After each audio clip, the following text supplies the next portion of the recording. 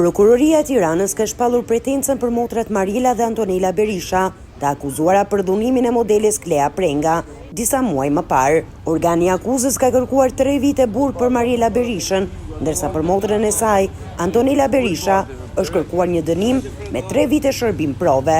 Ngjarja e rëndë ndodhi më 16 dhjetor 2024, kur 2 motrat sulmuan fizikisht Klea Prengën në një incident që dyshohet se lidhet me marrëdhënien e modeles me ish-partnerin e Marielës, biznesmenin Mir Pepa. Pas aktit të dhunës, motrat Berisha u dorëzuan në polici duke pranuar se kishin sulmuar Prengën për shkak të dyshimeve se ajo kishte ndikuar në prishjen e martesës së Marielës.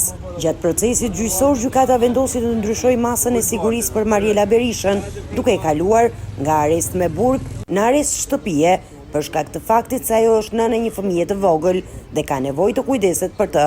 Nga ana tjetër, motra e saj, Antonela Berisha, u la në masën detyrim paraqitjeje. Burime pranë hetuesisë bën me dije se përplasja mes motrave Berisha dhe modeles Klea Prenga kishte nisur prej kohësh për shkak të lidhjes së kësaj të fundit me Mir Pepën. Mariela Berisha, e cila më parë kishte qenë e martuar me biznesmenin, e akuzonte modelen se kishte ndikuar në ndarjen e tyre. Përplasjet mes palëve kulmuan më 16 dhjetor 2024, kur Klea Prenga u sulmua fizikisht nga motrat Berisha, të cilat dyshohet se e goditën me sende të forta dhe i shkaktuan lëndime në trup dhe në fytyrë. Menjëherë pas ngjarjes, modelja bëri denoncimin në polici dhe kërkoi ndëshkimin e autoreve.